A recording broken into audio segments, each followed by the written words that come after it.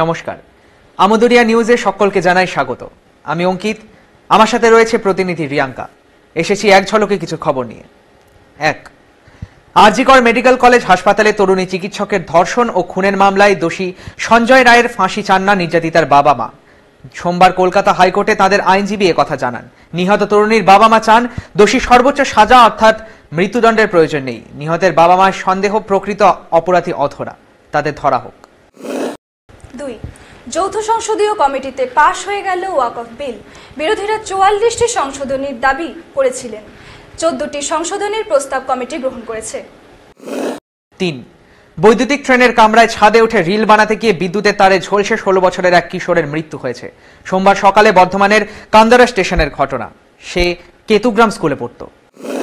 4, তারকা অভিনেতা সৈফ আলী খানের বাড়িতে হামলায় ধৃত শরীফুলের সিম শিলিগুড়ি নেপাল সীমান্তের পানিট্যাঙ্কি এলাকা থেকে কেনা হয়েছিল। মুম্বাই পুলিশ এমন সূত্র পেয়ে তদন্তে নেমেছে। শরীফুল বাংলাদেশ থেকে চোরা পথে শিলিগুড়ি দিয়ে ঢুকে কলকাতা হয়ে মুম্বাই গিয়েছিল বলে সন্দেহ করা হচ্ছে। 5, কদিন আগেই বাংলাদেশের নায়িকা পরিমণি সেদেশে কেন ভয়ের পরিবেশ তৈরি হয়েছে তা নিয়ে প্রশ্ন তুলেছিলেন সোশ্যাল মিডিয়ায়। এরপরেই 3 বছরের পুরনো মামলায় গ্রেফতারি পরোয়ানা জারি হয়েছিল বাংলাদেশে তাঁর বিরুদ্ধে এক ব্যবসায়ীকে হুমকির অভিযোগে। সোমবার বাংলাদেশ আদালতে আত্মসমর্পণ করে জামিন পেয়ে পরিমণি বললেন, পরিবেশ ভালো না থাকলে চুপ করে থাকতে পারবো না। 6, 3 দিন আগে একসময় বলিউডের অভিনেত্রী মমতা কুলকার্নি সন্ন্যাস নিয়েছেন। মহাকুম্ভে স্নান সেরে দীক্ষান্তে তার নামকরণ হয়েছে মহামণ্ডলেশ্বর ইয়ামায় মমতানন্দগিরি।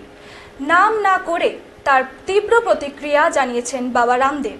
তিনি এক সংবাদ মাধ্যমে জানান, এখন যে কেউ যে কাউকে ধরে মহামণ্ডলেশ্বর হয়ে যাচ্ছে, সাধু হওয়া অত সোজা নয়। 7, আইসিসির বর্ষসেরা মহিলা ওডিআই ক্রিকেটার নির্বাচিত হলেন স্মৃতি মান্ধানা। ভারতের হয়ে দ্বিপাক্ষিক সিরিজগুলিতে দারুণ পারফরমেন্স করেন তিনি। এখন এই পর্যন্তই, পরবর্তীতে ফিরে আসছি আরো নতুন আপডেট নিয়ে। ধন্যবাদ।